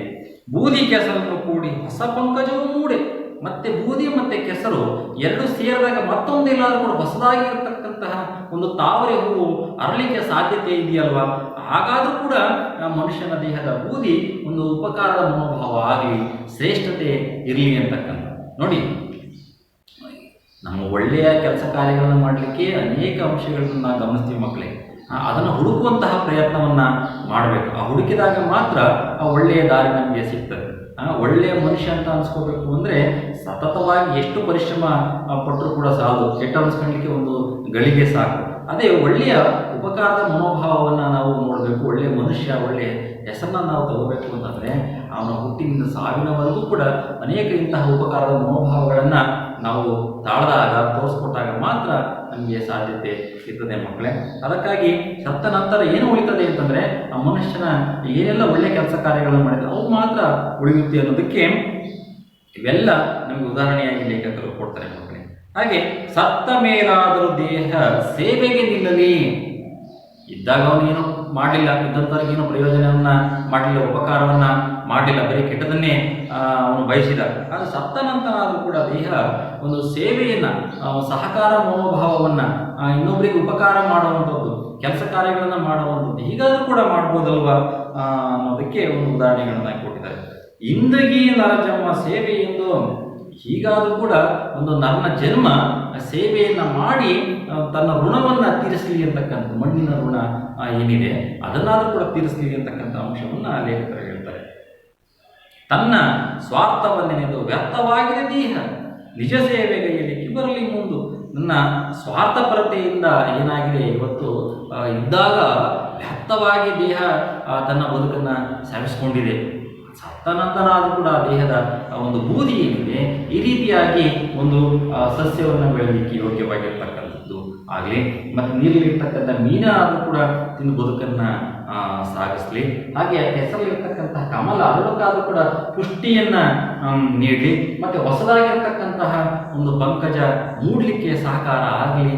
ಈ ರೀತಿಯಾಗಿರ್ತಕ್ಕಂತಹ ಒಂದು ಒಳ್ಳೆಯ ಮನೋಭಾವವನ್ನು, ಒಳ್ಳೆಯ ಆಲೋಚನೆಗಳನ್ನು ಮಾಡಬೇಕಾಗಿದೆ ಹೊರತು ಇದ್ದಾಗ ಸ್ವಾರ್ಥತೆಯಿಂದ ಸ್ವಾರ್ಥಪೂರ್ವವಾಗಿರ್ತಕ್ಕಂಥ ಬದುಕನ್ನು ಸಾಗಿಸಿ ಸತ್ತ ನಂತರವೂ ಕೂಡ ಅವನು ನಿಷ್ಪ್ರಯೋಜನಕವಾಗಿ ಒಂದು ಮಣ್ಣನ್ನು ಸೇರಿ ವ್ಯರ್ಥ ಆಗೋದಕ್ಕಿಂತ ಬದಲಾಗಿ ಈ ರೀತಿಯಾದರೂ ಕೂಡ ಮನುಷ್ಯನ ದೇಹ ಸಾರ್ಥಕ್ಯಗೊಳ್ಳಲಿ ಅನ್ನುವ ಒಂದು ಅಂಶವನ್ನು ನಿಜ ಸೇವೆಗೈಯಲಿಕ್ಕೆ ಬರಲಿ ಮುಂದೆ ನಿಜ ರೀತಿಯ ಸೇವೆಯನ್ನು ಮಾಡುವಂಥದ್ದು, ಸತ್ಯ ಸಂತತಿಯಿಂದ ಬದುಕನ್ನು ಸಾಗಿಸುವಂಥದ್ದು, ಇವೆಲ್ಲವೂ ಕೂಡ ನಮಗೆ ಸಾಕಾರ ಆಗಲಿ ಅಂತಕ್ಕಂಥ ಒಂದು ಒಳ್ಳೆಯ ಮನೋಭಾವವನ್ನು ಇಟ್ಕೊಂಡು ನಮಗೆ ದಿನಕರ ದೇಸಾಯಿಯವರು ಈ ಪದ್ಯವನ್ನು ಬರೆದಿದ್ದಾರೆ ಮಕ್ಕಳೇ. ನೋಡಿ, ಇವತ್ತು ಅನೇಕ ಮಹಾನ್ ವ್ಯಕ್ತಿಗಳು ನಮ್ಮ ಕಣ್ಮುಂದೆ ಬರ್ತಾರೆ ಮಕ್ಕಳೇ. ಅಂಬೇಡ್ಕರ್, ಮಹಾತ್ಮ ಗಾಂಧೀಜಿ, ಜವಾಹರ್ಲಾಲ್ ನೆಹರು, ಸರ್ದಾರ್ ವಲ್ಲಭಾಯಿ ಪಟೇಲ್, ಸ್ವತಂತ್ರಕ್ಕಾಗಿ ಹೋರಾಟ ಮಾಡಿದರೆ ಅನೇಕ ಮಹಾನ್ ವ್ಯಕ್ತಿಗಳು ಕಣ್ಮುಂದೆ ಬಂದು ಹೋಗ್ತಾರೆ. ಅವೆಲ್ಲರೂ ಕೂಡ ಹೆಸರು ಇವತ್ತು ಯಾಕಾಗಿ ಹೋಗಿದ್ದೇವೆ ಅಂತಂದರೆ ಅವರಿರ್ತಕ್ಕಂಥ ಮನೋಭಾವ, ಸದ್ಗುಣಗಳು, ಒಳ್ಳೆಯ ನಡೆ ನುಡಿಗಳು ಇವೆಲ್ಲವೂ ಕೂಡ ನಮಗೆ ಒಂದು ಕಣ್ಮುಂದೆ ಬರುವಂಥದ್ದು, ಮತ್ತು ಅವುಗಳ ಗುಣಗಳನ್ನು ನಾವು ಬೆಳೆಸ್ಕೊಳ್ಳುವಂಥ ಅಂಶವನ್ನು ನಾವು ನೋಡ್ತೀವಿ ಮಕ್ಕಳೇ. ಆದರೆ ಇವತ್ತಿನ ದಿನಗಳಲ್ಲಿ ಏನಾಗ್ತಾ ಇದೆ ಅಂತಂದರೆ, ಇವತ್ತಿನ ಒಂದು ಸಮಾಜದ ವಾತಾವರಣ ಇರ್ಬೋದು, ಪರಿಸರ ಇರ್ಬೋದು, ಇಂಥ ಅನೇಕ ಸದ್ಗುಣಗಳು ಇವತ್ತು ಮರೆಮಾಗ್ತಾ ಇದ್ದಾವೆ. ನೋಟು ಕೂಡ ಕೆಟ್ಟತನ, ಅವಾಚ್ಯ ಶಬ್ದಗಳಿಂದ ಬೈಯುವಂಥದ್ದು, ನಿಂದನೆಗೆ ಒಳಗಾಗುವಂಥದ್ದು, ಜಿಗುಪ್ಸಿಗೆ ಬರುವಂತಹ ಮಾತುಗಳನ್ನೇ ಕೇಳಿ ಕೇಳಿ ಕೇಳಿ ಮನುಷ್ಯ ಇವತ್ತು ಸ್ವಾರ್ಥತೆಯಿಂದ ಬದುಕನ್ನು ಸಾಗಿಸ್ತಾ ಇದ್ದಾನೆ. ಉಪಕಾರದ ಮನೋಭಾವ ಇಲ್ಲ, ಮೌಲ್ಯಗಳಿಲ್ಲ, ಸಂಬಂಧಗಳಿಗೆ ಬೆಲೆ ಇಲ್ಲ. ಈ ರೀತಿಯ ಅಂಶಗಳಿಂದ ಇವತ್ತು ತತ್ತರಿಸಿ ಹೋಗ್ತಾ ಇದ್ದಾರೆ ಮಕ್ಕಳೇ. ಅದಕ್ಕಾಗಿ ಇವತ್ತು ಇದ್ದಾಗ ಮನುಷ್ಯ ತನ್ನಷ್ಟು ಕೈಲಾದಷ್ಟು ಸಹಾಯವನ್ನು ಇನ್ನೊಬ್ಬರಿಗೆ ಮಾಡುವಂಥದ್ದು, ಒಳ್ಳೆಯ ಗುಣಗಳನ್ನು ಬೆಳೆಸುವಂಥದ್ದು, ಸತ್ಪ್ರಜೆಯಾಗಿ ನಾಗರಿಕನಾಗಿ ಇವತ್ತು ಬದುಕನ್ನು ಸಾಗಿಸುವಂಥದ್ದು ಬಹಳ ಮುಖ್ಯ ಆಗ್ತದೆ ಮಕ್ಕಳೇ. ಸತ್ತನಂತನಾದರೂ ಕೂಡ ಹುಟ್ಟು ಮತ್ತು ಸಾವಿನ ನಡುವೆ ಬದುಕು ಹೇಗಿದೆಯೋ ಅದರ ಆಚೆಯಲ್ಲೂ ಕೂಡ ನಮ್ಮ ದೇಹದ ಒಂದು ಪ್ರತಿಯೊಂದು ಅಂಗಾಂಗಗಳು ಕೂಡ ಒಂದು ಉಪಕಾರ ಆಗಲಿ ಅಂತೇಳಿ ಅದಕ್ಕೆ ಕಣ್ಣು ದಾನಗಳನ್ನು ಮಾಡುವಂಥದ್ದು, ಅಂಗಾಂಗಗಳನ್ನು ದಾನವನ್ನು ಇನ್ನೊಬ್ಬರಿಗೆ ಉಪಕಾರ ಆಗಲಿ ಅಂತಕ್ಕಂಥ ಒಂದು ಅಂಶವನ್ನು ಮುಂದಿಟ್ಕೊಂಡು ಅನೇಕ ವ್ಯಕ್ತಿಗಳು ಇವತ್ತು ಅಂಗಾಂಗಗಳ ದಾನಗಳನ್ನು ಮಾಡ್ತಾ ಇದ್ದಾರೆ ಮಕ್ಕಳೇ. ಅಂಥ ಅಂಶಗಳನ್ನು ನಾವು ಗಮನಿಸಿದ್ದೀವಿ. ಅಂತಹ ಒಳ್ಳೆಯ ವ್ಯಕ್ತಿಗಳು ಕೂಡ ಇವತ್ತು ನಾಡಿನಲ್ಲಿ ಮಣ್ಣಿನಲ್ಲಿ ಇದ್ದಾರೆ. ಹಾಗೆ ದಿನಕರ ದೇಸಾಯಿಯವರು ಹುಟ್ಟು ಮತ್ತು ಸಾವಿನ ಆಚೆಗೆ ಈ ರೀತಿಯ ಒಂದು ಮನುಷ್ಯನ ದೇಹದ ಪ್ರತಿಯೊಂದು ಅಂಶವೂ ಕೂಡ ಒಂದು ಉಪಕಾರದ ಮನೋಭಾವದಿಂದ ಧನ್ಯತೆಯ ಒಂದು ಸೇವೆಯನ್ನು ಮಾಡಲಿಕ್ಕೆ ಸಾಧ್ಯತೆ ಇದೆಯಲ್ವಾ. ಈ ರೀತಿಯ ಒಂದು ಬದುಕನ್ನು ನಾವು ಕಟ್ಟಿಕೊಳ್ಳೋಣ ಅಂತ ಹೇಳಿ ನಮಗೆ ತಿಳಿಸ್ಕೊಟ್ಟಿದ್ದಾರೆ ಮಕ್ಕಳೇ. ಉತ್ತಮವಾಗಿರ್ತಕ್ಕಂಥ ಪದ್ಯಭಾಗ. ಈ ಪದ್ಯಭಾಗವನ್ನು ನೀವು ಗಮನಿಸಿ ನಾವು ಇವತ್ತಿನ ಸಂದರ್ಭದಲ್ಲಿ ಪ್ರಶ್ನೆಯನ್ನು ನಿಮಗೆ ಕೊಡ್ತಾ ಇದ್ದೀನಿ ಮಕ್ಕಳೇ, ಅದನ್ನು ನೀವು ಓದ್ಕೊಂಡು ಹೋಗಬೇಕು. ನೋಡಿ, ಈ ಸಾರ್ಥಕ ಪದ್ಯದ ಯಾವ ಅಂಶಗಳನ್ನು ನೀವು ಮೆಚ್ಚುತ್ತೀರಿ ಅಂತಕ್ಕಂಥ ಅಂಶವನ್ನು ನೀವು ನೆನಪು ಮಾಡಿಕೊಂಡು ಪದ್ಯಭಾಗವನ್ನು ಓದ್ಕೊಂಡು ಅದನ್ನು ನಿಮ್ಮದೇ ಆಗಿರ್ತಕ್ಕಂತಹ ಮಾತುಗಳಿಗೆ ಬರ್ಕೊಂಡು ಮುಂದಿನ ತರಗತಿಯಲ್ಲಿ ನೀವು ತರಬೇಕು ಮಕ್ಕಳೇ. ಇದರ ಜೊತೆಗೆ ನೀವು ಈ ಪದ್ಯಭಾಗದಲ್ಲಿರ್ತಕ್ಕಂಥ ಭಾಷಾಭ್ಯಾಸಗಳನ್ನು ನೀವು ಗಮನಿಸಬೇಕು. ಪ್ರಶ್ನೆಗಳಿದ್ದಾವೆ, 5 ಪ್ರಶ್ನೆಗಳಿದ್ದಾವೆ. 5 ಪ್ರಶ್ನೆಗಳಿಗೆ ಉತ್ತರವನ್ನು ನೀವು ಪದ್ಯಭಾಗವನ್ನು ಓದ್ಕೊಂಡು ಹುಡುಕಿ ಅದನ್ನು ಬರ್ಕೊಂಡು ಬರಬೇಕು ಮಕ್ಕಳೇ. ಇಷ್ಟು ಇವತ್ತಿನ ತರಗತಿಗೆ ನಾನು ವಿದಾಯವನ್ನು ಮಾಡ್ತಾ ಇದ್ದೀನಿ. ಮುಂದಿನ ತರಗತಿಯಲ್ಲಿ ಮತ್ತೊಂದು ಗದ್ಯ ಪದ್ಯದೊಂದಿಗೆ ಮತ್ತೆ ಭೇಟಿಯಾಗೋಣ. ಧನ್ಯವಾದಗಳು.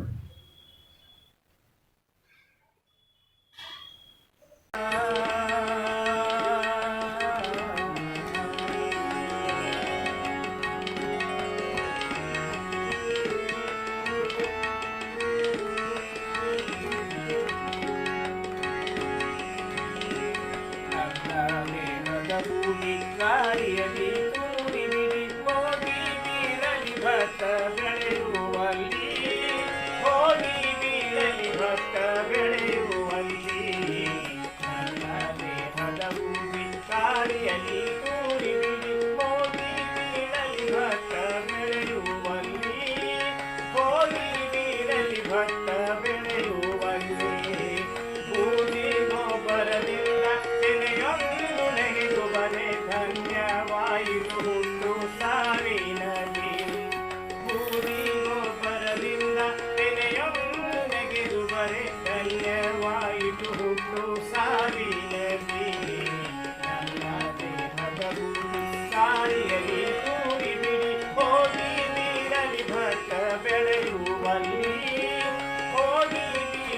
ಭತ್ತ ಬೆಳೆಯುವಲ್ಲಿ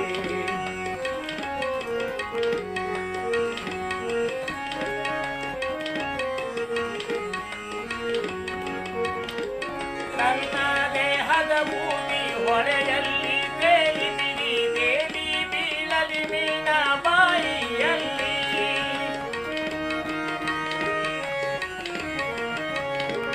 ನನ್ನ ದೇಹದ ಭೂಮಿ ಹೊಳೆಯಲ್ಲಿ ತೇಲಿ ಬಿಡಿ ತೇಲಿ ಬೀಳಲಿ ಮೀನ ಬಾಯಿಯಲ್ಲಿ ಮುಷ್ಟಿ ಬೂದಿಯಿಂದ ಪುಷ್ಟವಾಗಲು ಮೀನ ಮುಷ್ಟಿ ಬೂದಿಯಿಂದ ಪುಷ್ಟವಾಗಲು ಮೀನ ಧನ್ಯವಾಯಿತು ಹುಟ್ಟು ಸಾವಿನಲ್ಲಿ ಧನ್ಯವಾಯಿತು ಹುಟ್ಟು ಸಾವಿನಲ್ಲಿ ನನ್ನ ದೇಹದ ಭೂಮಿ ಕಾಡಿಯಲ್ಲಿ ತೂರಿ ಬಿಡಿ ಹೋಗಿ ಬೀಳಲಿ ಭತ್ತ ಬೆಳೆಯುವಲ್ಲಿ ಹೋಗಿ ಬೀಳಲಿ ಭತ್ತ ಬೆಳೆಯುವಲ್ಲಿ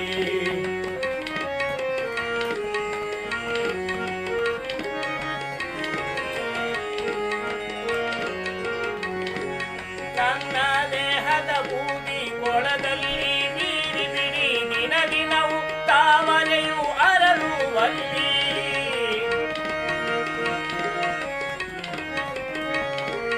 ನನ್ನ ದೇಹದ ಭೂಮಿ ಕೊಳದಲ್ಲಿ ಬೀಡಿ ಬಿಡಿ ದಿನ ದಿನವೂ ತಾವರೆಯು ಅರಳುವಲ್ಲಿ ಕೂಡಿ ಕೆಸರನು ಕೂಡಿ ಹೊಸ ಪಂಕಜ ಮೂಡೆ ಕೂಡಿ ಕೆಸರನು ಕೂಡಿ ಹೊಸ ಪಂಕಜ ಮೂಡೆ ಧನ್ಯವಾಯಿತು ಹುಟ್ಟು ಸಾವಿನಲ್ಲಿ ಧನ್ಯವಾಯಿತು ಹುಟ್ಟು ಸಾವಿನಲ್ಲಿ ನನ್ನ ದೇಹದ ಭೂಮಿ ಕಾಡಿಯಲ್ಲಿ ತೂರಿ ಬಿಡಿ ಹೋಗಿ ಬೀಳಲಿ ಭತ್ತ ಬೆಳೆಯುವಲ್ಲಿ ಹೋಗಿ ಬೀಳಲಿ ಭತ್ತ ಬೆಳೆಯುವಲ್ಲಿ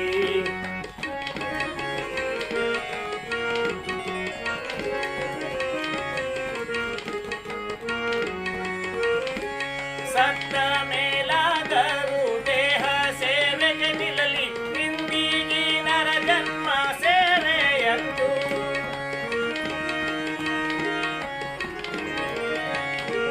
ಸತ್ತ ಮೇಲಾದರೂ ದೇಹ ಸೇವೆಗೆ ನಿಲ್ಲಲಿ ಇಂದಿಗೆ ನರ ಜನ್ಮ ಸೇವೆಯಂದು ತನ್ನ ಸ್ವಾರ್ಥವ ನೆನೆದು ವ್ಯರ್ಥವಾಗಿದೆ ದೇಹ ತನ್ನ ಸ್ವಾರ್ಥವ ನೆನೆದು ವ್ಯರ್ಥವಾಗಿದೆ ದೇಹ ನಿಜ ಸೇವೆ ಕೈಯಲಿಕೆ ಬರಲಿ ಮುಂದು ನಿಜ ಸೇವೆ ಕೈಯಲಿಕೆ ಬರಲಿ ಮುಂದು ನನ್ನ ದೇಹದ ಬೂದಿ ಗಾಳಿಯಲ್ಲಿ ತೂರಿ ಬಿಡಿ ಹೋಗಿ ಬೀಳಲಿ ಭತ್ತ ಬೆಳೆಯುವಲ್ಲಿ ಹೋಗಿ ಬೀಳಲಿ ಭತ್ತ ಬೆಳೆಯುವಲ್ಲಿ ಭೂಮಿ ಗೊಬ್ಬರದಿಂದ ತೆನೆಯೊಂದು ನೆಗೆದು ಬಗೆ ಧನ್ಯವಾಯಿತು ಹುಟ್ಟು ಸಾವಿನಲ್ಲಿ ಭೂಮಿ ಗೊಬ್ಬರದಿಂದ ತೆನೆಯೊಂದು ನೆಗೆದು ಬರೆ ಧನ್ಯವಾಯಿತು ಹುಟ್ಟು ಸಾವಿನಲ್ಲಿ ನನ್ನ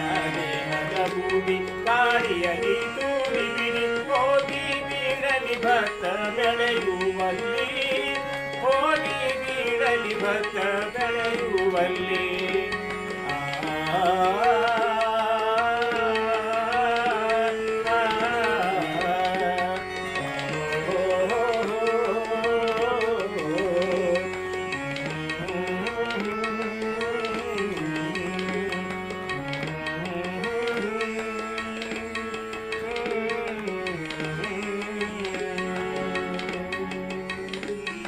ಇದಂತೆ ಪೂರಕ ಪಾಠದಲ್ಲಿ ಬರುವಂತಹ ಎರಡನೆಯ ಪದ್ಯ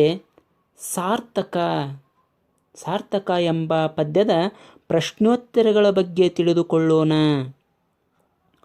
ವಿದ್ಯಾರ್ಥಿಗಳೇ, ಈ ಸಾರ್ಥಕ ಎಂಬ ಪದ್ಯದ ಪ್ರಶ್ನೋತ್ತರಗಳಲ್ಲಿ ಈಗ ಒಂದೊಂದಾಗಿ ತಿಳಿದುಕೊಳ್ಳೋಣ. ಕೊಟ್ಟಿರುವ ಪ್ರಶ್ನೆಗಳಿಗೆ ಉತ್ತರಿಸಿ. ಒಂದನೆಯ ಪ್ರಶ್ನೆ, ಗಾಳಿಯಲ್ಲಿ ಬೂದಿಯನ್ನು ತೂರಿದಾಗ ಎಲ್ಲಿ ಬೀಳುತ್ತದೆ? ಉತ್ತರ, ಗಾಳಿಯಲ್ಲಿ ಬೂದಿಯನ್ನು ತೂರಿದಾಗ ಭತ್ತ ಬೆಳೆಯುವಲ್ಲಿ ಬೀಳುತ್ತದೆ. ಎರಡನೆಯ ಪ್ರಶ್ನೆ, ಬೂದಿಯನ್ನು ಒಲೆಯಲ್ಲಿ ಅರಿಯಬಿಟ್ಟಾಗ ಯಾರಿಗೆ ಸಿಗುತ್ತದೆ? ಉತ್ತರ: ಬೂದಿಯನ್ನು ಹೊಳೆಯಲ್ಲಿ ಅರಿಯಬಿಟ್ಟಾಗ ಮೀನಿಗೆ ಸಿಗುತ್ತದೆ. ಮೂರನೆಯ ಪ್ರಶ್ನೆ: ದೇಹ ಏಕೆ ವ್ಯರ್ಥವಾಗಿದೆ? ಉತ್ತರ: ತನ್ನ ಸ್ವಾರ್ಥವ ನೆನೆದು ದೇಹ ವ್ಯರ್ಥವಾಗಿದೆ. ನಾಲ್ಕನೆಯ ಪ್ರಶ್ನೆ: ಬೂದಿಯನ್ನು ಕೊಳದಲ್ಲಿ ಬಿಡುವುದರಿಂದ ಬದುಕು ಧನ್ಯವಾಗುವುದು ಹೇಗೆ? ವಿವರಿಸಿ. ಉತ್ತರ: ದೇಹದ ಬೂದಿಯನ್ನು ತಾವರೆಯು ಬೆಳೆಯುವ ಕೊಳದಲ್ಲಿ ಬಿಟ್ಟಾಗ ಆ ಬೂದಿ ಕೆಸರನ್ನು ಸೇರಿ ಹೊಸ ತಾವರೆಯು ಅರಳಿದರೆ ಆ ಮೂಲಕ ಹುಟ್ಟು ಸಾವಿನಲ್ಲಿ ಧನ್ಯವಾಗುತ್ತದೆ ಎಂದು ಕವಿ ಹೇಳಿದ್ದಾರೆ. ಐದನೆಯ ಪ್ರಶ್ನೆ: ಸಾರ್ಥಕ ಪದ್ಯದ ಯಾವ ಅಂಶಗಳನ್ನು ನೀವು ಮೆಚ್ಚುವಿರಿ? ಉತ್ತರ: ಮಾನವನು ಸ್ವಾರ್ಥಿಯಾಗಿದ್ದಾನೆ. ಆತನು ಬದುಕಿದ್ದಾಗ ಆತನ ಜೀವನ ಸಾರ್ಥಕತೆ ಪಡೆಯದಿದ್ದರೂ ಸತ್ತ ಮೇಲಾದರೂ ಧನ್ಯತೆಯನ್ನು ಪಡೆಯಲಿ ಎಂದು ಕವಿ ಮಾರ್ಮಿಕವಾಗಿ ಹೇಳಿರುವ ಮಾತು ಮೆಚ್ಚುವ ಅಂಶವಾಗಿದೆ. ಸತ್ತ ನಂತರ ದೇಹವನ್ನು ಸುಡಲಾಗುತ್ತದೆ. ಅನಂತರ ಆ ಬೂದಿಯನ್ನು ಭತ್ತ ಬೆಳೆಯುವ ಗದ್ದೆಗೆ, ಮೀನು ವಾಸಿಸುವ ಹೊಳೆಗೆ, ತಾವರೆ ಬೆಳೆಯುವ ಕೊಳಕ್ಕೆ ಹಾಕುವುದರ ಮೂಲಕ ಸತ್ತ ಮೇಲಾದರೂ ಪರೋಪಕಾರಕ್ಕೆ ದೇಹ ಬಳಕೆಯಾಗಲಿ ಎಂದು ಕವಿ ಹೇಳಿರುವ ಮಾತುಗಳನ್ನು ಮೆಚ್ಚುಗೆಯಾಗುತ್ತದೆ. ಇಷ್ಟು ಈ ಸಾರ್ಥಕ ಎಂಬ ಪದ್ಯದ ಪ್ರಶ್ನೋತ್ತರಗಳ ಬಗ್ಗೆ ತಿಳಿದುಕೊಂಡೆವು.